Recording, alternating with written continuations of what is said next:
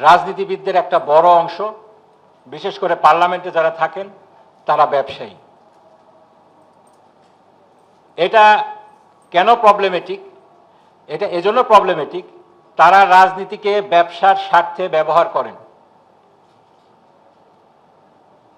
যদি স্থানীয় পর্যায়ে আমরা দেখি, যারা বিভিন্ন ঠিকাদারির কাজ করেন, রাজনীতিতে তাদের সংশ্লিষ্টতা না থাকলে তারা সেভাবে অ্যাডভান্টেজ পান না।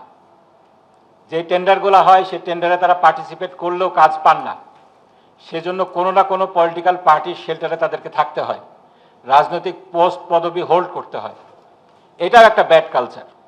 এই যে স্বার্থের দ্বন্দ্ব, ব্যবসায়িক দ্বন্দ্বকে রাজনৈতিক দ্বন্দ্বে, রাজনৈতিক যেই স্বার্থটা আছে, রাজনৈতিক যেই প্রতিদ্বন্দ্বিতা আছে, সেটাকে যখন ব্যবহার করা হয়, এটা কিন্তু আমাদের এই রাজনৈতিক সংঘাতকে উস্কে দেয়।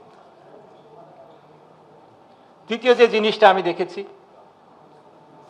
এটার কিছুটা সত্যতা আপনারা এই যে রিপোর্টটা দেওয়া হয়েছে সেখানে পাবেন, যে অধিকাংশ ঘটনাই কিন্তু ঘটেছে গ্রামীণ আসনগুলোতে, শহর কেন্দ্রিক আসনগুলোতে এই সমস্যা হয়নি। এর অন্যতম একটা কারণ, সেটা হলো গ্রামের বিভিন্ন জায়গায়, রুরাল এরিয়াগুলোতে যে গোষ্ঠীগত দ্বন্দ্ব রয়েছে, এই দ্বন্দ্বের ক্ষেত্রেও পলিটিক্যাল অ্যাডভান্টেজটা নেওয়ার চেষ্টা করা হয়। এই কালচারটা আমাদেরকে দূর করতে হবে। রাজনৈতিক দলগুলোও দেখা যাচ্ছে যে রাজনৈতিক প্রভাব বিস্তারের জন্য এই গোষ্ঠীগত দ্বন্দ্বগুলোকে উস্কে দেন।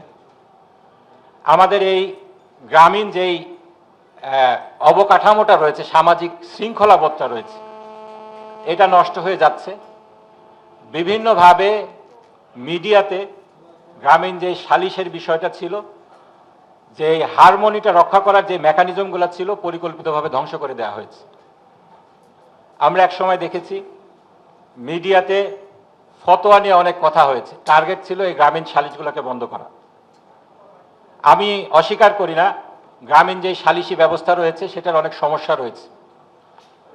এক্ষেত্রে ক্ষমতার অতিরিক্ত অপব্যবহার, যে সমস্ত বিষয়ে সালিশ হওয়া উচিত না সে সমস্ত বিষয় সালিশের অন্তর্ভুক্ত করা, অনেক ধরনের সমস্যা রয়েছে। কিন্তু আপনাদের এই যে রিপোর্টটা রয়েছে অধিকারের, সেখানে দেখবেন এখানে কিন্তু একটা সুপারিশ যেটা করা হয়েছে, সেখানে মধ্যস্থতার সুপারিশ এবং এই সামাজিক সমস্যাগুলা, এগুলার কিভাবে সমাধান করা যায় সামাজিকভাবে, সেটার ব্যাপারে কিন্তু সুপারিশ করা হয়েছে। এক্ষেত্রেও সামাজিক যে মীমাংসাগুলো রয়েছে, এর যে মেকানিজমগুলো রয়েছে, এইগুলাকে আমাদেরকে উৎসাহিত করা উচিত।